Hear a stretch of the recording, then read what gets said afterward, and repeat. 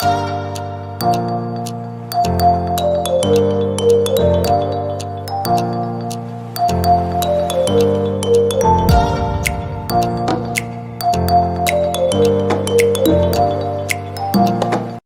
our quest to unravel the mysteries of purpose, we'll delve into the profound impact that it has on our overall health, both physically and mentally.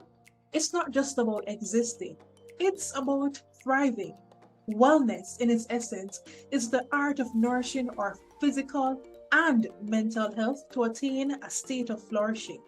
So, join us as we navigate this fascinating terrain, learning from experts and, of course, sharing real life stories along the way. We'll help you to explore the ongoing journey of purpose and the significance of maintaining a healthy lifestyle and ultimately achieving wellness. Buckle up, dear listeners, as we set forth for this captivating exploration of purpose and wellness in our continued pursuit of living our best lives. Guess what? It is time to thrive. I am Akeelia Thompson, your lovely host. You're watching Soul into Purpose.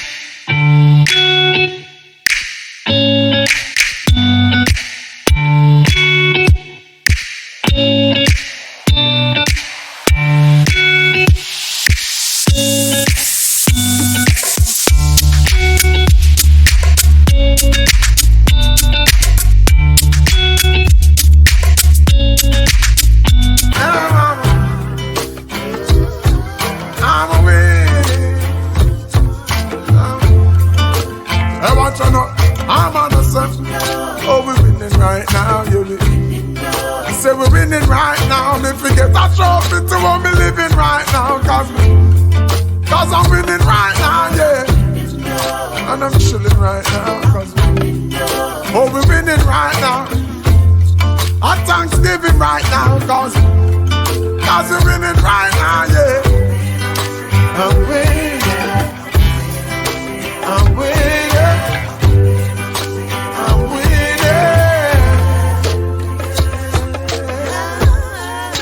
Hey, watch on up. Hey, I'm a walking W. Learn from the L's. Turn them in a medal in a trophy and bells. Every day you see we with them on our next film. Break records like we cracking eggshells. And every single ounce of effort we expel. It's all about progress cause we have to excel. And watch them. Looking like success we dress well. Boop. Another knockout for the ring the next bell. I'm about to send my haters a card to get well. Cause I'm sick of it. I'm so sick of it, but that's the whole gist of it. I hate in all the beauty when winning and we have it. Cause I'm winning. Happy Wednesday, everyone, and welcome to another episode of Soul into Purpose. Yes, I'm your lovely host, Akeelia Thompson, coming to you straight out of Jamaica. Please, let somebody know who will let somebody know that we are live. Here on the Soul into Purpose podcast, we take you into a deep dive into the heart and soul of personal growth, sharing with you heartfelt stories and, of course, providing you with practical insights that you can take to get sold into purpose. So, if you've joined us on the journey, or maybe you're curious and you need some assistance to get sold into purpose, this is the right place for you. But guess what? In order for you to connect with us, please subscribe to our YouTube channel at Akeelia Thompson. That is Akeelia Thompson. And follow us on social media, Instagram and Facebook at Soul into Purpose. That is SOULED into Purpose. You don't want to miss an episode. Here on the Soul into Purpose podcast, this is where we unlock purpose. And as always, we have a very special guest with us this morning, Dr. Nicholas Bromley, who will take us on a journey of purpose and wellness. So please, interact with us in the comment section. Where is your teacup? Where is your coffee cup? You know the drill. Let's get it right. Welcome to Soul into Purpose. Welcome to our SIP feature. And as always, you know that this is where we have a wonderful time getting sold into purpose together. Can you guess what I am having this morning? I'll give you a few seconds to think. Well, this morning I am having the Nescafe 3-in-1 mix. Please let us know in the comment section, what are you having? As always, while we take a sip and we get sold into purpose, you know that on this podcast, we cannot do anything without the one who gave us our skills, talents, and capabilities to get sold into purpose. So, you know what time it is, right? Let us pray. Heavenly Father, we come before you seeking your guidance and blessings for a life that is filled with purpose and wellness. Help us to understand the unique plan that you have for our lives and grant us the strength to follow that path. In our pursuit of wellness, we ask for a good and healthy body, mind, and soul. Grant us the wisdom to make choices that nurture our well-being and that will allow us to fulfill our purpose here on earth. May our journey be one that is filled with balance, joy, peace, and happiness, and help us to find fulfillment in serving others and living a life that is filled with purpose. We offer this prayer to you in faith, and these and other unmentioned mercies we ask of you this morning. Amen, amen, and amen. Guess what? Up next, we have the Purpose Zone. And you know how we do it here every Wednesday morning. We step right into the Purpose Zone. As usual, don't touch that dial.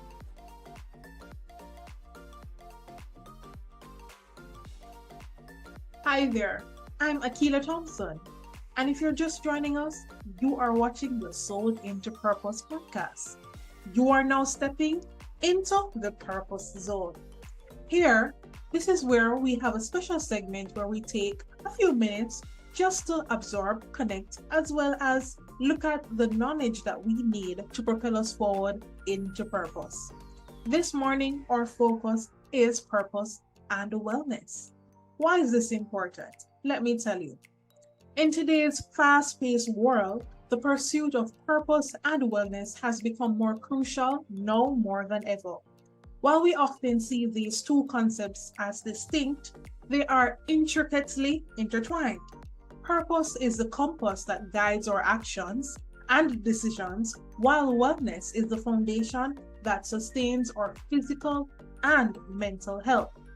Living a purpose-driven life provides us with a sense of direction and fulfillment, anchoring our very existence into a deeper meaning. It also ignites our passions and drives us to overcome challenges while enhancing our overall well-being. Wellness, on the other hand, let me tell you, we need it because it acts as a part of nurturing our bodies and minds. It's about maintaining a healthy balance in all aspects of life, from nutrition and exercise to stress management and emotional resilience. When we prioritize our wellness, we equip ourselves with the strength and energy needed to pursue our purpose relentlessly, because we cannot pursue purpose if we're dead, right? These two factors are like the twin engines of powerful vessels, propelling us towards a life filled with meaning and vitality. To explore this synergy further, we'll delve into stories of individuals who have harnessed the power of purpose to overcome obstacles and achieve well-rounded wellness. Guess what? This is the meaning of purpose and wellness.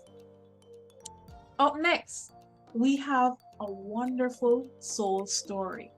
We have the wonderful Dr. Nicholas Bromley, who is here to take us on a journey of purpose and wellness. You don't, trust me, you don't want to miss it. Stay around.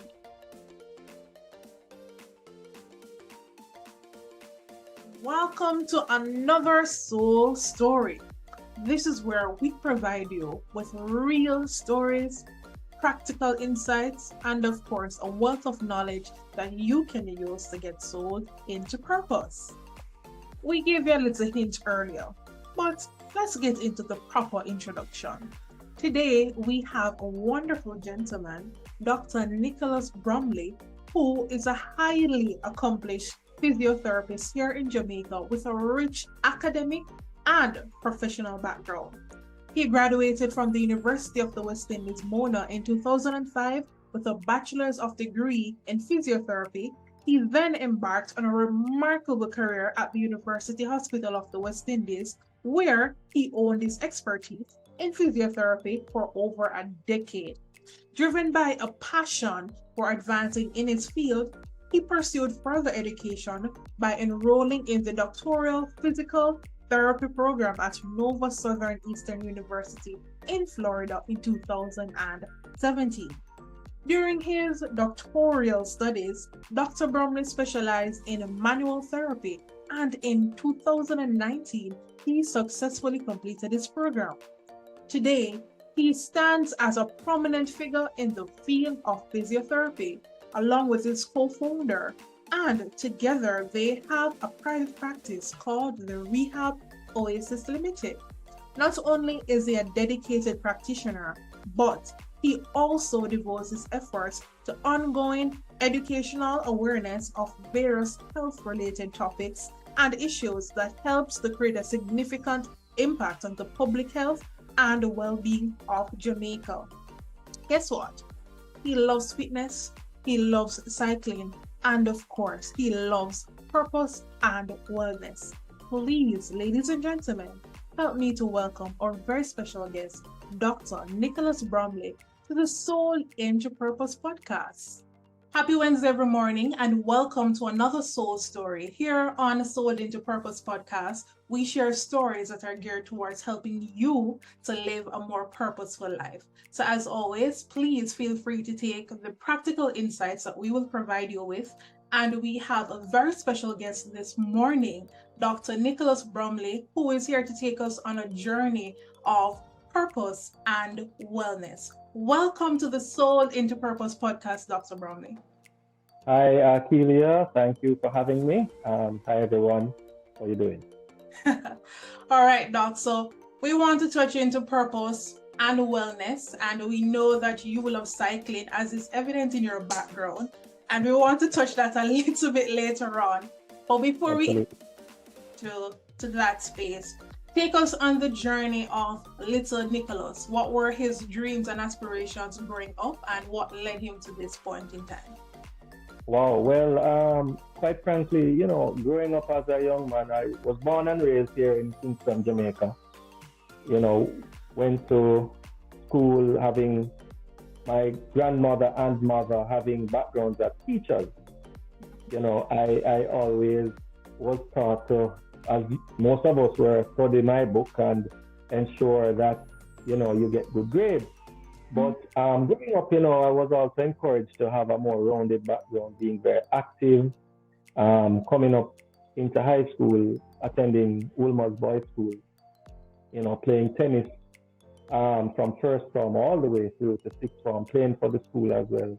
It was always a passion of mine to, have a healthy lifestyle. Really and truly, I was groomed by my grandmother and my mother and my family into doing all science subjects. And, going into UWI, I was at the time it was called Pure and Applied Sciences. I think now it's called a different thing, that faculty. And I was doing biology, physics, and math. And I wondered to myself, what am I going to do with a degree in biology? And quite frankly, as bad as it might sound, and no disrespect to any of the listeners out there who are teachers, I just didn't see myself finding anything outside of teaching, having a degree in biology or math or physics. I started looking around at other options, and that's when a friend of mine, another batchmate from Woolmer's, was doing physiotherapy, and I said, "Wow, what is that?" And after he explained to me what physical therapy was all about, I said, "But this sounds interesting." I soon after decided to make a step and switch faculties, into the medical sciences faculty where physiotherapy is. And as I said, the rest is history. So that is where I have been since, I finished university long ago in 2005. So I was a graduating class. Yeah. Well, that is an inspiring story, and I'm sure you're reaping the benefits of that decision. And we're happy that you made that choice, because today I'm sure there are persons who can give a testimony of what they would have encountered going through your hands, whether in the hospital space or through your private practice, I should say. And we'll get a bit, but we want to define purpose, because here we look on purpose as a continuous journey, and we say that the end of that journey is death. So wherever you are at any point in time in life, if you're not living in purpose, you're actually wasting your time. And we want to share with us your perspective on purpose. Tell us, what do you think? What is that for you? When we talk about purpose, it comes down to, in my view, how can I impact on the people around me, number one, persons who I don't know, and I always have a vision to help others be their best self. And through my profession as a physical therapist, of course, I have the great opportunity to touch people's lives and help them to be more active, get them back to, doing all the functional things they used to do. Because physiotherapists, as we know, I don't know if everybody would know, we are considered movement experts. So what I love about what I do, and I guess I'm one of the few out there who may actually enjoy their job and love what they do. I think that is very important. To be quite frank, what I find most fulfilling is when I have patients who come to my office, or I have to work with, coming from a stage where they can hardly move, they can hardly walk, they're in severe pain, and I can help them to get over that and get back to their normal life. I can tell you, one of the most proud moments I've had is there was a patient I had who spent a few months, not weeks, months, in the intensive care unit. And after coming out of the intensive care unit and eventually going home, you can understand she was so weak. She was so, I would say, deconditioned. She couldn't even move her big toe. And after working with her, she could walk. I got her to get out of her apartment, go up and down stairs. She could walk to her gate. And months later, I was in the supermarket and somebody called out to me. And I looked at the person, I couldn't even recognize him. I realized it was the same lady. Just to know that this person was coming from death's door, literally, and now bucking them up in the supermarket, just shopping like you and I. Things that normal people take for granted, that people with disabilities really struggle to overcome. And for me, having that interaction and that purpose, in my view, is what makes me, a good member of society and someone who really can make a difference. Yeah. Absolutely. And you share, just know that there are things that we take for granted, because when it comes to wellness, I just want you to define what wellness is and why it is. Well, in your role as a physiotherapist, you help persons to get back to their normal life. But we want to some of the things that we can do before we even get to that stage. And of course, we understand that the situations may vary because of whatever reason, but what can we do in terms of wellness before we actually get to that stage? Because there are some things that I believe that we can do, and you can share your professional opinion on that. Sure. So what we first need to establish is, by definition, what is wellness. So when you talk about wellness, by the World Health Organization's definition, it refers to a person's overall balance of their physical, social, spiritual, and emotional well-being. And it also encompasses their environment and their occupation. So wellness has to do with your well-being overall. And I noticed it says there are certain key terms used in this definition where they say physical, spiritual, and emotional. right? So a person encompasses mind, body, and soul, right? And I truly believe that there must be some sort of equilibrium between all three. So also when you talk about what is good health, right? Health is really also a state of complete physical, mental, and social well-being. And it's not just the absence of injury or deformity or infirmity. So when you talk about health, it not only speaks to your physical well-being as well. But as a physical therapist, of course, we mainly focus on your physical well-being. But because of how closely we have to work with people, you get to talk to them. It's almost as if you and them become family or close friends. And a lot of times you also become like a counselor to them, trying to help them overcome, difficulty in trying to get rid of their problem, whether it is a family issue or so on. You become their counselor. So it's important to have that interpersonal skill in what I do as well. Right? So that is really it. So that my purpose, as I say, and I think it is really good for someone to find a way to try and reach out to others around them and make a positive impact on their life. And I think I found that with what I'm doing. Luckily. Thank you for that definition. It really touched on all that I hope that you would have brought to the forefront, because persons just look on one's physical well-being and like, okay, I feel good, I feel fine in my body, I am good. But we neglect the mind, and it's important for us to understand, and we would have discussed it in previous episodes, that we form our sense of self by the things that are in our environment, and especially in our early development. So what we take into, or what we sip into for the purpose of this show, is very important, because once those seeds are sown, then ultimately they can yield good fruits or bad fruits, and that can impact our choices and how we move towards living a whole life.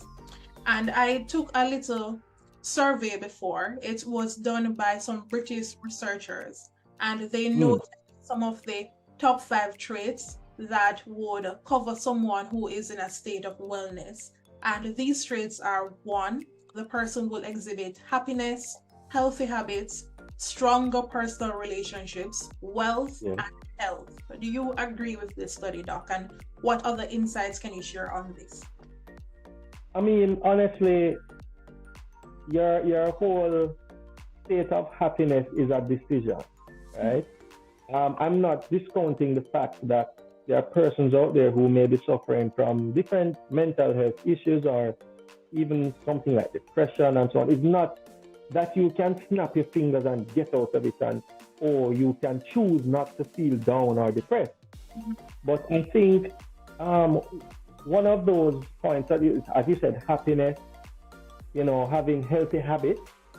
And healthy habits, in my purview, speaks to also getting in touch with physical activity, and also healthy habitual things like what you eat, because what you put in is what you get out, right? So of course, if you're gonna be, an alcoholic, for example, that's not necessarily, a healthy habit to form.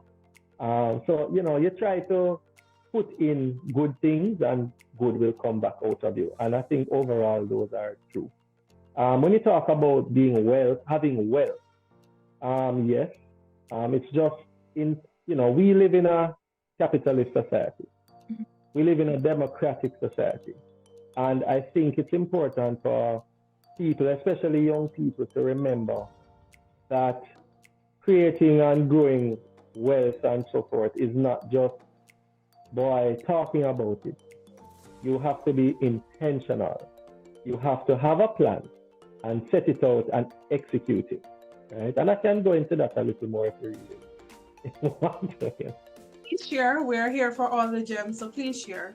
Because a lot of persons just dream, but we don't have the dream. Right. So I mean, just to go back in time a little. When I first started working, I did my first 10 years as a physiotherapist working at University Hospital of the West Indies, UWI Hospital, in the physiotherapy department, of course. And quite frankly, you know, as a young man, you're working your first job, you know, you're getting paid every month. And to be honest, every month all I was doing was going out, buying food, buying clothes and shoes. And, you know, really and truly, you can't be just working and not setting aside something for tomorrow.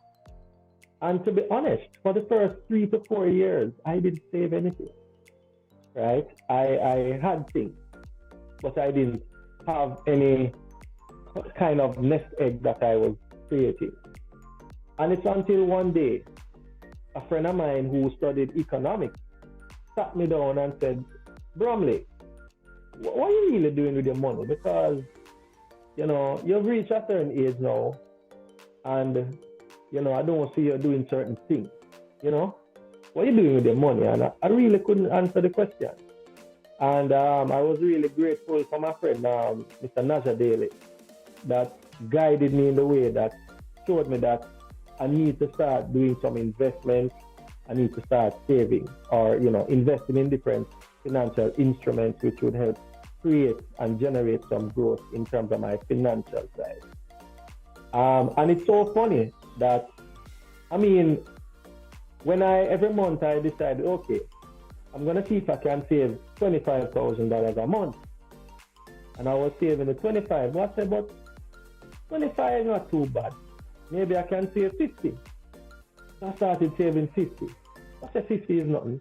Then I started saving 75, and, you know, I was working and trying to save more. And, you know, that feeling that I got when I got to my first, I would say, $1 million in that I could see in my investment account. Like, honestly, I felt like, wow, I really achieve that, you know? And I even had a little party in the house just by myself playing Lil Wayne, a million, you know, that's all. As silly as it sounds. But yeah, I'm just saying that you have to be intentional and you have to set a target. And no matter what, stick to your target, right? And sometimes eating out 2 days less per month, you'd be surprised how much money you save doing that, you know? So that is it, really. That is true. And you mentioned being intentional about it and setting clear goals, which evidently you have results to show. And I'm sure other persons, they would also concur with what you're saying in terms of having those goals and working on them. But just asking you, and you can share your thoughts on this. What do you think you can do, even from maybe a tender age in our primary system? Things that we can implement from an educational standpoint or societal standpoint that says, hey, if we do this, these are steps that you can work towards fulfilling your purpose or just achieving your goals in general. Do you believe that we're doing enough or additional stuff that we can do in that area? Yes, so I think, you know, there has definitely been, I would say, a breakdown in society. And it starts from the young, and then, of course, that permeates as people go older. I believe that it is important to be more active in mentorship programs, and I believe we need a lot more mentorship programs in schools, especially in areas that are depressed, or I would say of different socioeconomic standpoints. You know, it's important that we really reach out to the young people, show them that, hey, through your work, through your dedication in a positive way, you can achieve what you want.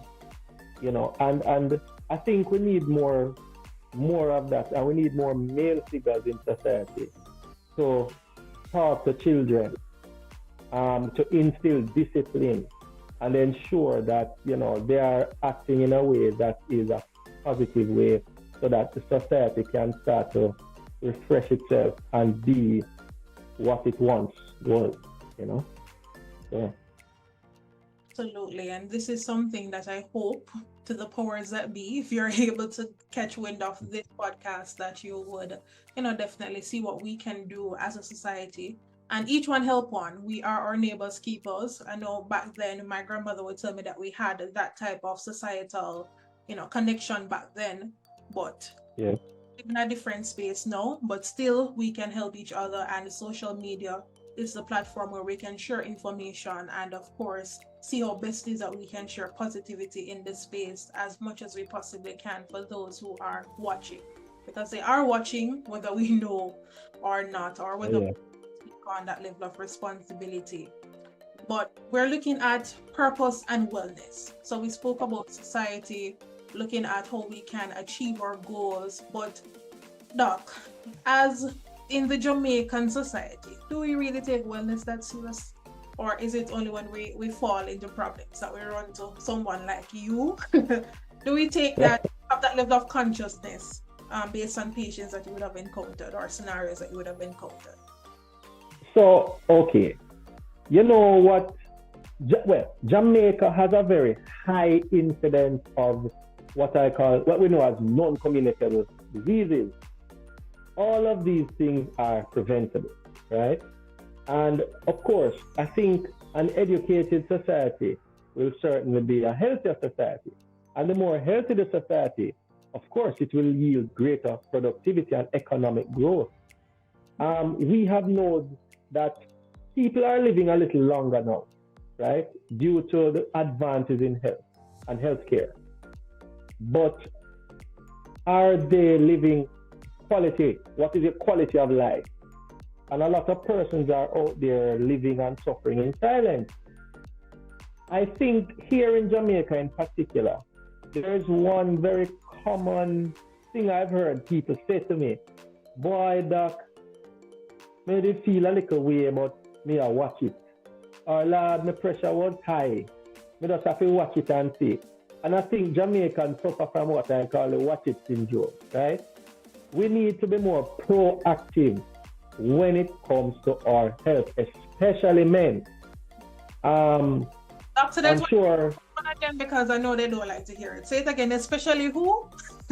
Men. I'm sorry, guys. I have to tell you out, throw you under the bus. But boy, I tell you, 9 out of 10 times patients come to our doors, they are women. However, when men come to us for physical therapy, it is usually at a state where they are so far gone in terms of how severe their problem is. That is when you're seeing them. It's not when the problem is easily resolvable that they come. They come when they do have a choice. So men, let us be more proactive when it comes to health. And, get a checkup, man. Do your annual, you have to do that, right? And of course, for the men who are approaching or over 40, you must start doing your prostate check and all that, okay? So, you know how we used to already. We're not really who like hear that. However, guys, come on now. Grow up, do what you have to do. Doc, you're ahead of me because I definitely had this here. And I just want to ask you, seeing that we're here now, can you just share what are some of the signs? I mean, we have a lot of systems in the body, but what are some of the key areas that you could point out that whenever we see X, Y, and Z symptom here, it is a cause for concern? Okay, number one,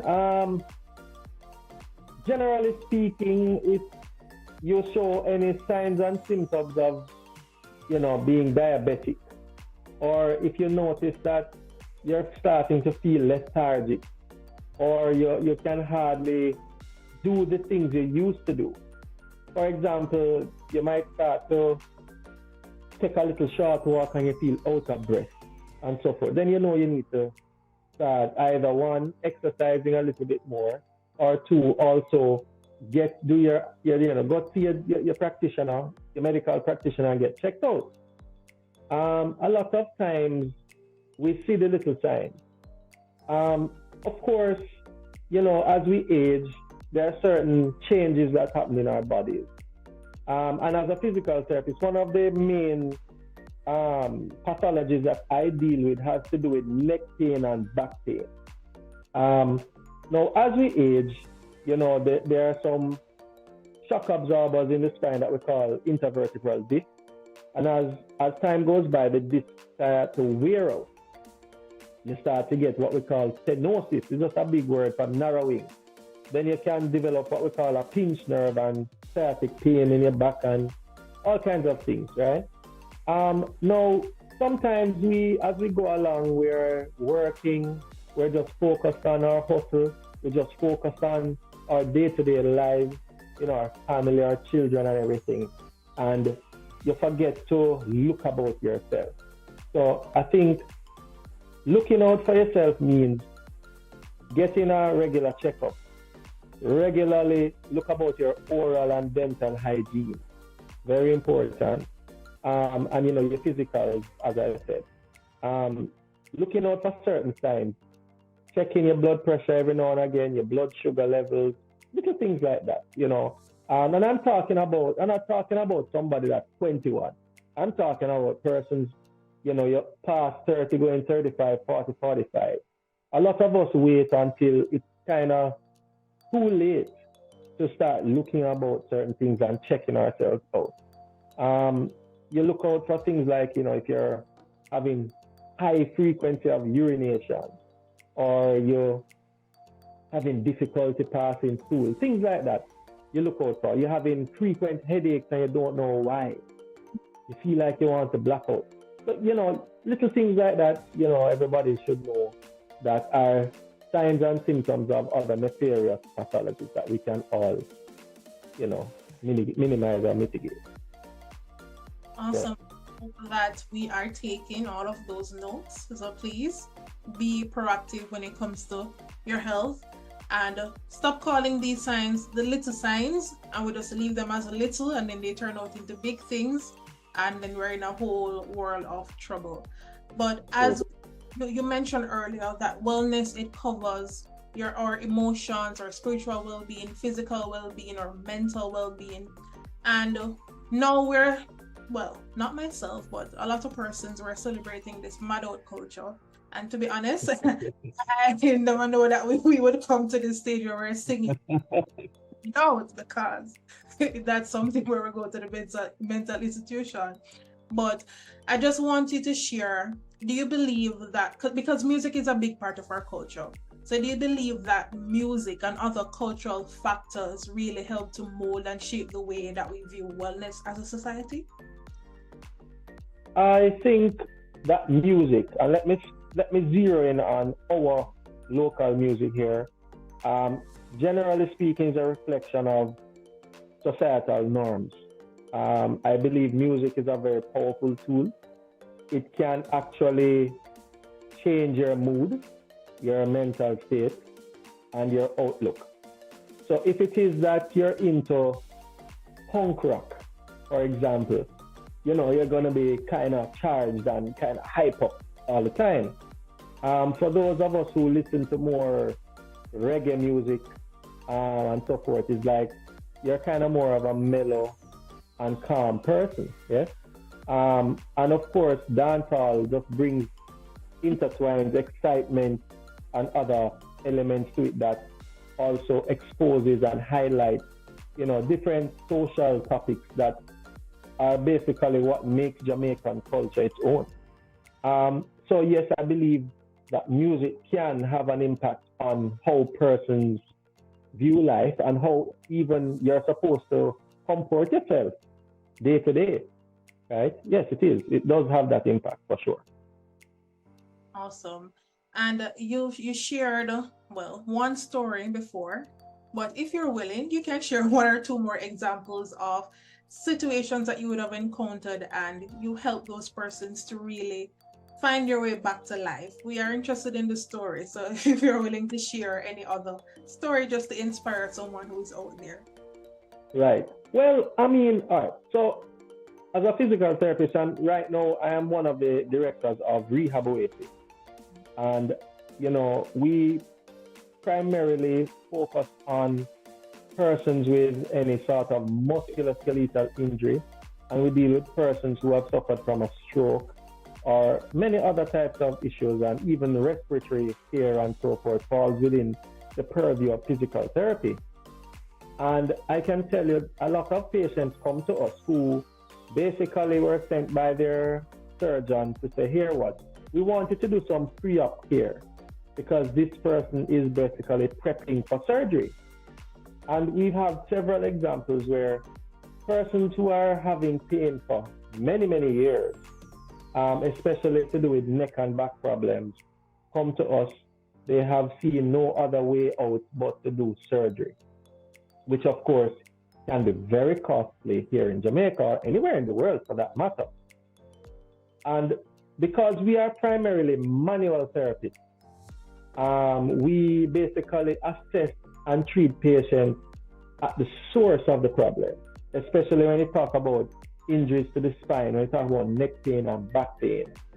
And through our methodology and through our treatment, we have actually gotten people to a place where, you know, they're feeling little to no pain and no longer require surgery. So it is an excellent option in trying to help someone get over chronic pain. I will talk about chronic pain. By definition, anything that is bothering you for 3 months or more is considered a chronic problem or a chronic pain issue. And the thing about pain, and as you know, pain is basically an unpleasant emotional or physical experience. And it actually helps to tell you that something is wrong or something is potentially wrong. So actually, pain is your body's alarm system that protects you from harming your body more, right? And what we found is that persons who are having pain for so long have a hard time actually getting rid of it because the area that is injured or has been injured, the pain receptors in that area are very hypersensitive. And sometimes even the slightest touch incites a big explosion of pain. And sometimes you have to explain it. And the good thing about forums like this is that we can help to educate people and they understand why they're having this problem for so long and why it's not going away. So the thing about it is that when the pain is like that and it's very easily aggravated, we now have to do things and use different modalities, whether it be physical hands-on treatments or actual machines and so forth, to kind of help get rid of the sensitivity. And then after that, we can start to actually promote healing through those areas by getting into what I call, after we do the pain management side of the physio, then we get into the rehabilitation side. So what we find through manual therapy is that doing manual therapy techniques, plus we get you into a program of exercises and stretches and so on, that actually gives you a longer lasting relief from the pain and discomfort that you have. And then you can basically get back to the things you want to do. So whether it is that you like gardening, or you like to go to the gym, or you play a little football on the weekend, we want to ensure that people can get back to the things they want to do. And we tailor make our programs based on your goals and what you need. You know, so a lot of times persons come and boy, they have a hard time even just driving to work because their back is in so much spasm and so forth. And we help them to get back to a place where they can comfortably just get back to their normal activities of daily living. And that's what physical therapy is about. And that is good. And Doc, I want to note that Doc says that he'll help you to get back to what you normally do. So please know that these are healthy habits, not to what that got you there in the first place. So we just want to... All right. So Doc, yes, watching this podcast, and I'm hearing the information that you're sharing, but I am not sure what the funding, how the funding aspect is set up in terms of health insurance and stuff like that. Maybe I have been experiencing some pain and I wish to reach out. Can you share with us a little bit on how persons could interact with you as it relates to that? Do they must have like health insurance, or can they set up a payment plan? Just trying to help. Right. Okay, so at Rehab Oasis, we are set up. We are a provider with all major health insurance companies here in Jamaica, whether it be Guardian, Sagicor, or Canopy. And yes, you can come and see us, and you can swipe your health card, and of course you pay the balance. So just like when you go to the pharmacy or go see a doctor, you can come to us and get physiotherapy consultations and treatment using your health insurance. We also, of course, accept cash, or you can swipe your credit or your debit card and so forth. We make things kind of easy for everyone, so yeah.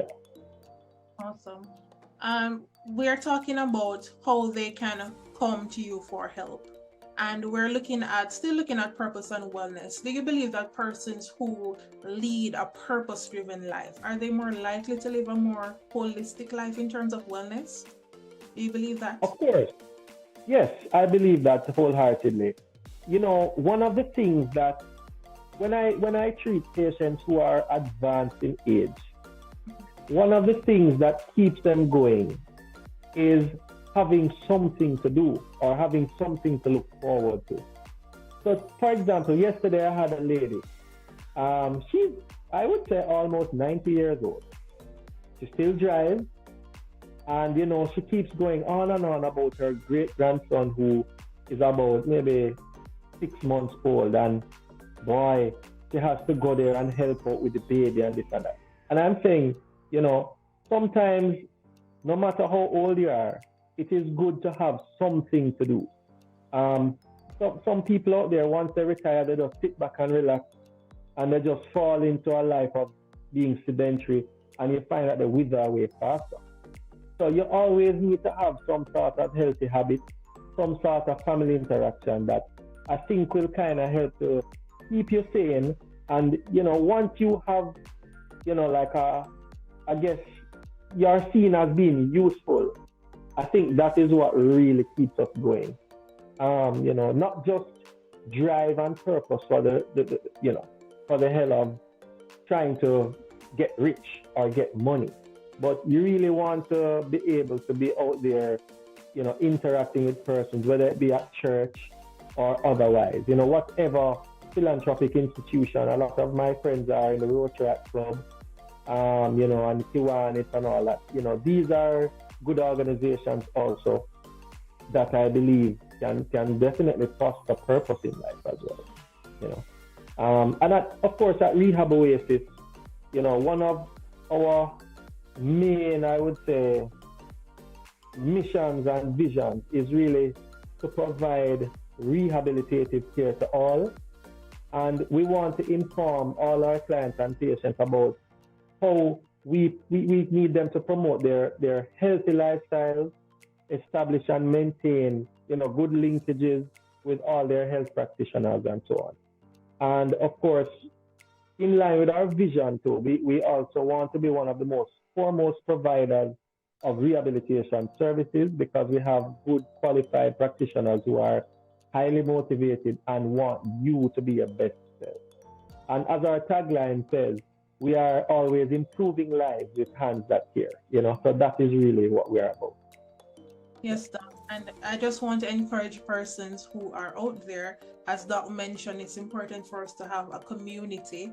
And you mentioned something that is important, that when persons are not actively engaged, especially when they are advanced in age, then they may wither away a little bit quicker, as opposed to persons who are actively involved. And so it's important for you to stay active now. Let's cultivate the habits now, so that when we go older, we can age more gracefully, and of course have that level of fitness and wellness that we need to progress in life. So Doc, I saw a little article, and it says that you were a part of a sports team as their physiotherapist on that team, and possibly you would have been engaged in many other teams for different athletes, and I saw some Instagram highlights. So I just want you to tell us, because I'm of the opinion that the sports is physical as well as it is mental. And let's just say somebody for Usain Bolt, just take us through that process. If you're working with such a great athlete, before he goes on the field, what are you guys saying in the background? Because we're always wondering what's going on in the training area. How do you prep him to be in that frame of mind? If he goes out and if he suffered an injury on the track, when he comes off the track, how do you prepare the athletes to go back out, or any other sport? How do you work through that process? We're curious. Tell us, please. Well, okay. So first of all, coming out of physical therapy school, I aligned myself with the Sports Medicine Association of Jamaica. And I used to work very closely with all the track events. I tried to involve myself with other sports and teams and so forth. And I've had the great opportunity to go abroad with different teams. I remember the first time I went abroad with a national team was for the Carissa Games in 2009, where we went to St. Lucia. And that was an experience. I was the only physiotherapist for 70 athletes. 70. I can tell you, I have never worked so hard in my life, right? And I can tell you, we did very, very well at those games. I mean, it was almost like every race we ran, we won. Till after a while, I was so tired of us winning that I would celebrate if another team won a race. But I have gone abroad. I've been with the CAC games, which is Central American and Caribbean games, which I went. I don't remember what year it was, to Puerto Rico, where I had the opportunity to work with the national badminton team at the time, and we really put up a good fight there. I worked with the national boxing team and a little bit with the swimmers, and those experiences really have helped to garner my interest in sports. Now, when you ask a question about what is in the mind of the athlete, how do we overcome injuries? I'll give you a story. I was working with I don't know if you know of him, but his name is Kyle Chin. So Kyle Chin is one of Jamaica's MMA fighters, and he basically started down here in Jamaica, and he has been training. And there was a fight coming up between himself and a Canadian fighter. And a few weeks before the fight, he was in training grappling with a guy, and he injured his shoulder really badly. Like he tore off a ligament in his shoulder. He came to me in severe pain and said, "Boy, doc, how you think? You think I'll be able to fight?" In my mind, I'm saying, "Rockstone, how this going to know? Like you can't even lift your arm. How are you going to go into a fight?" I don't know if you know about MMA, but it is, to me, way more physical than boxing. And it is definitely a contact sport, right? And you know what I said to him? "Yeah, man, you're good, man, over yourself." So you have to understand psychology. You have to understand that when you're dealing with athletes, you have to be mindful of the things you say and how you share certain information to them, because you don't want them to have doubts in their mind that they're going to win, right? And the primary purpose of competing is not just to compete. You want to win, So you have to let them know, hey, don't worry yourself, everything is okay. I called one of my orthopedic surgeon friends. I said, "Boy, doc, I called Orville Samuels. I'm going to send somebody to you, and he's a fighter, and I don't know what you think, but try help him out if you can." So he went to Dr. Samuels. Dr. Samuels did something for his shoulder, did some treatment. He came back, we did a few sessions of physical therapy. He went into the fight.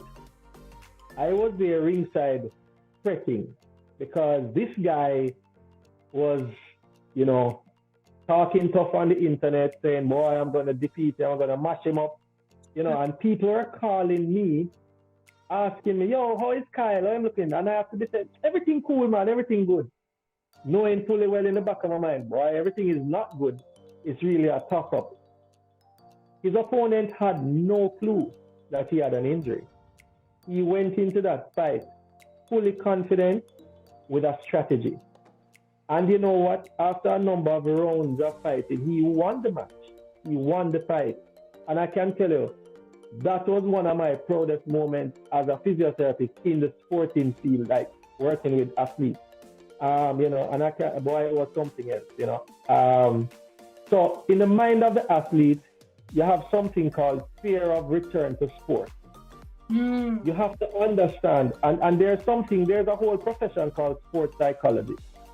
Just like how you have a clinical psychologist, you have sports psychologists. I'm not altogether certain if we have anyone locally who is a sports psychologist, but we were taught when I was doing my doctor of physical therapy in Nova Southeastern.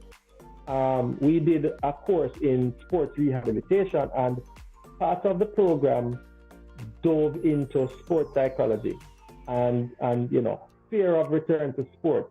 How do you prepare an athlete to compete again after suffering an injury? And it was really eye opening. And when we came back to Jamaica, of course, I definitely started to impart some of that knowledge into anyone that I came into contact with, Kyle included. So that's just one of those amazing stories.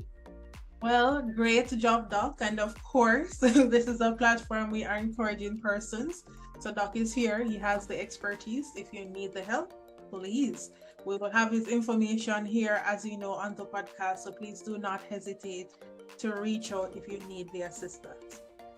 So, Doc, we know that life, for want of a better terminology, life is always lifing, and things are moving ahead of us, around us, all about us, and many of us, we struggle to create that balance.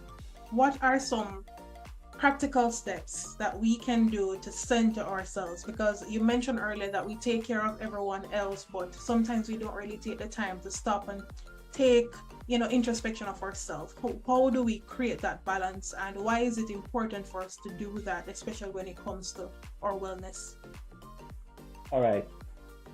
So in life, you have to split yourself into compartments, right? Of course, you have your work life, yes? And for those of us who are married or have a family, you have your family life. You have your hobbies, and you have to have time for yourself. A healthy way to look at it is to have that balance between your work life and your social life. And though a lot of us get caught up, I don't yet have any children, which I hope to change that soon, right? But I know that for my friends out there who have kids, boy, they really struggle to find time for themselves. And some of them look very, I would say, bewildered, and they look tired. And I know it's hard, but it's possible. You need to section off a little time for you. You can't just be working all day, all night. You have to lock off some time. You have to find that balance and strike the balance where possible.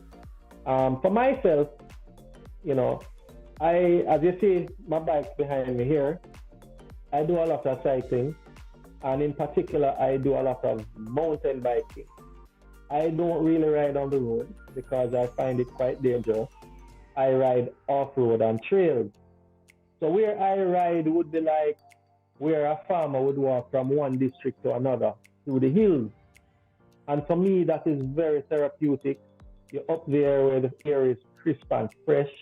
You could be riding through, you see a mango tree, you see, rose apples and all kind of things they just stop and eat, and, you become one with nature. And for me, that is my therapy.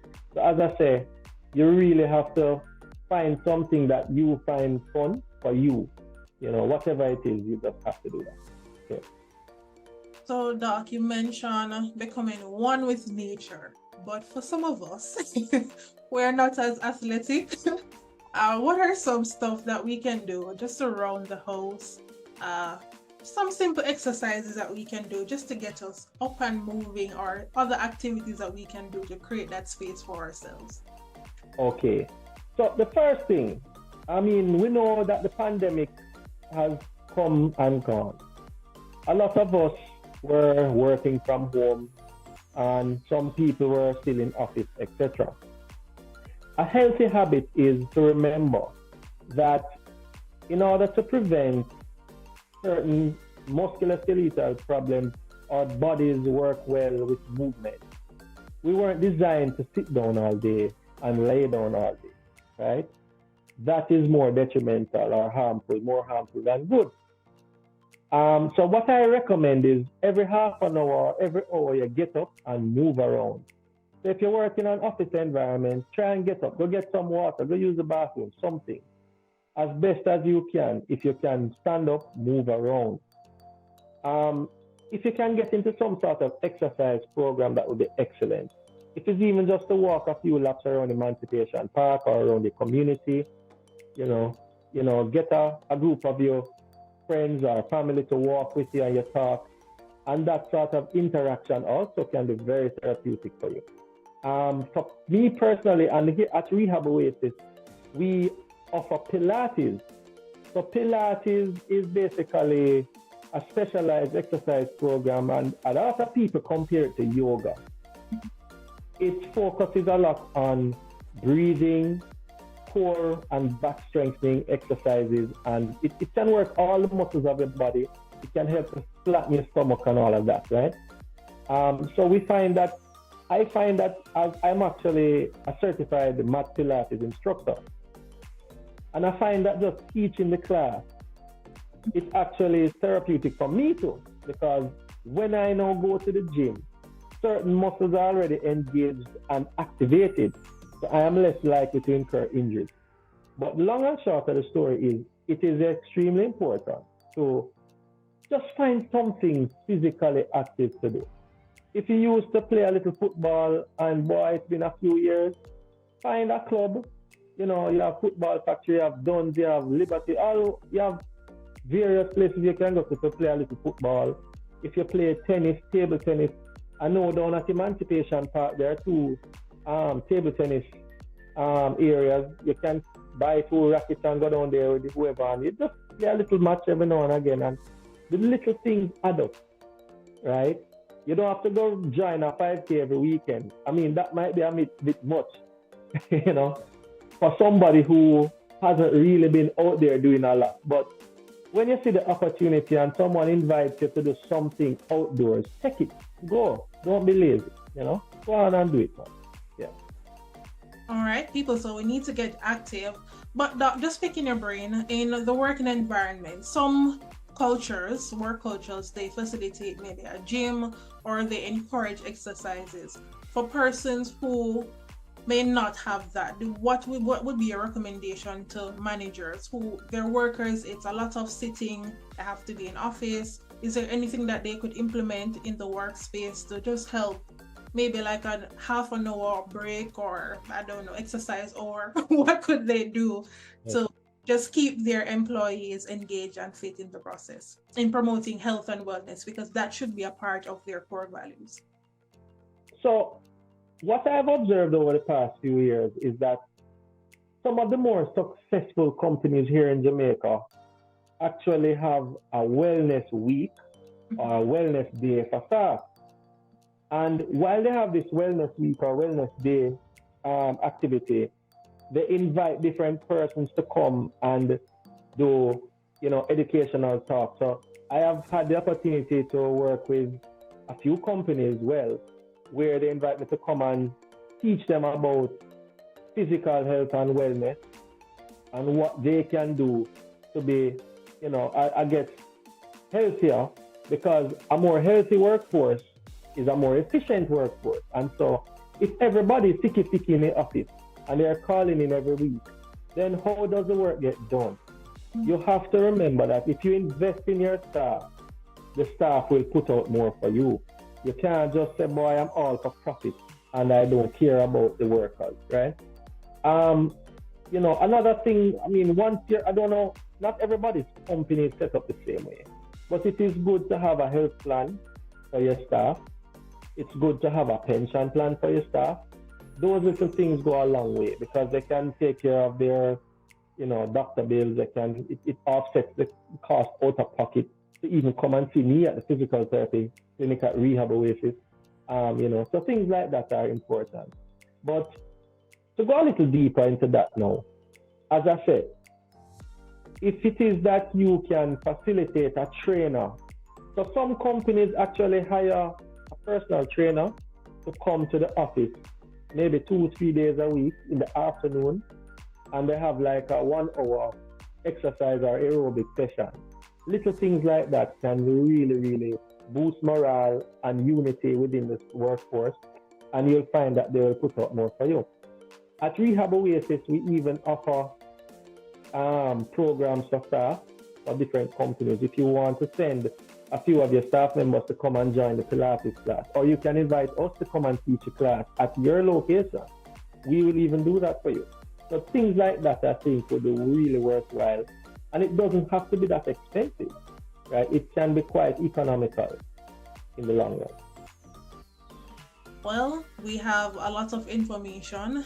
We looked on being proactive as it relates to our health. We looked on wellness, being driven. We heard the wonderful stories that Doc shared about his personal experiences as well as being in sport. And we just want to hear from you, Doc, your final thoughts on purpose and wellness. These are your parting words for someone who may be catching this broadcast at a later stage, but you just want to leave some words of encouragement with them as it relates to purpose and wellness or any aspect of our conversation this morning. Please feel free to them.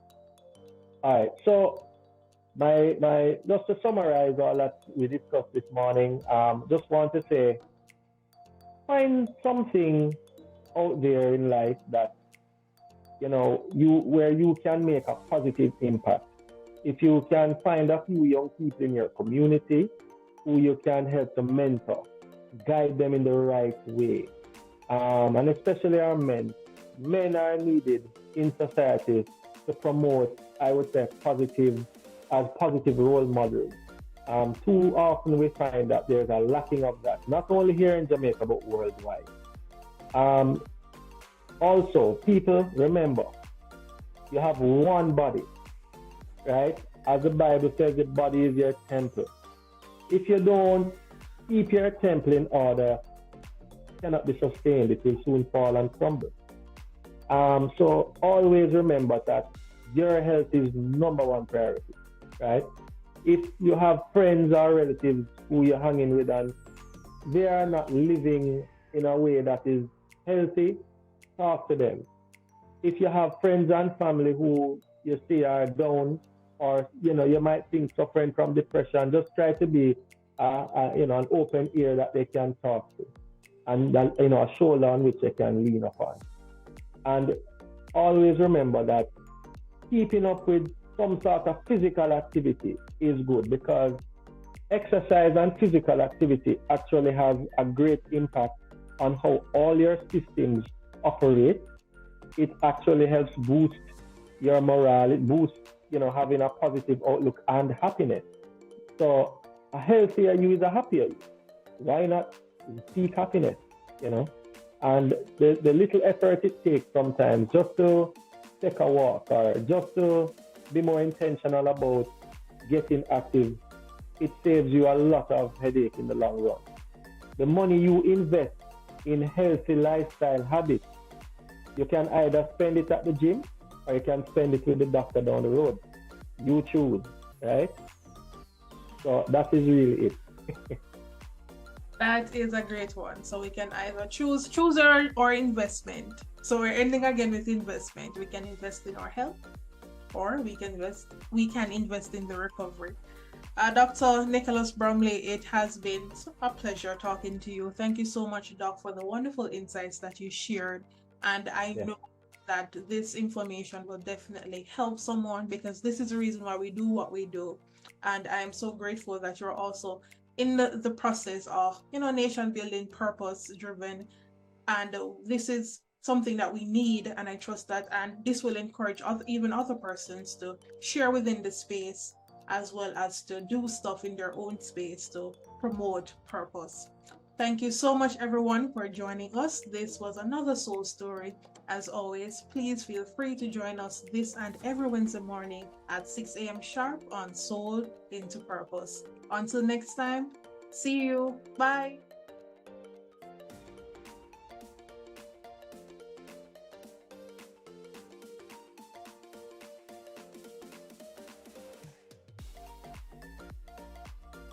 If you are out there and you wish to partner with us here on the Soul into Purpose podcast, or perhaps you have goods and services that you wish to advertise, please feel free to contact us at souledintopurpose@gmail.com. That is souledintopurpose@gmail.com, or give us a call at 876-427-7067. Guess what? You can catch this information in our description or just simply look below on your screen. If you are out there and you wish to share a very compelling story that will bless the nations, guess what? Please feel free to send us your information right here on the Soul Into Purpose podcast at souledintopurpose@gmail.com. That is SOULED intopurpose@gmail.com, or give us a call at 876-427-7067. We are here to share your story with you. You know, I don't like this part of the show, but guess what? We have to do it because next week we're coming back to you again live at 6 a.m. with another wonderful stories, gems, insights, steps that you can take to improve your lives and get sold into purpose. Where else can you find such quality content? Here today, in our discussion, we learned so much about purpose and wellness, the importance for us to be proactive about our health, especially men. Also, looking at society, what are the things that impact us and how we view well?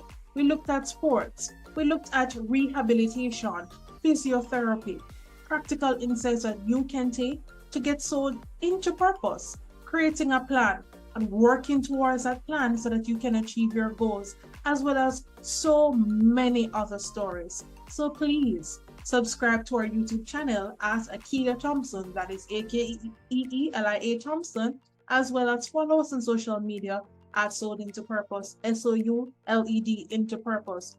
We provide you with quality content, value, and transformational stories that you can use to get sold into purpose. As always, it is a pleasure to do this with you each and every Wednesday morning, 6 a.m. sharp, right here on YouTube, coming straight out of Jamaica. I am your host, Akeelia Thompson. Thank you so much to all of our partners. Thank you so much to all of our guests for being with us. And of course, see you same time, same place, next week, Wednesday at 6 a.m. Bye.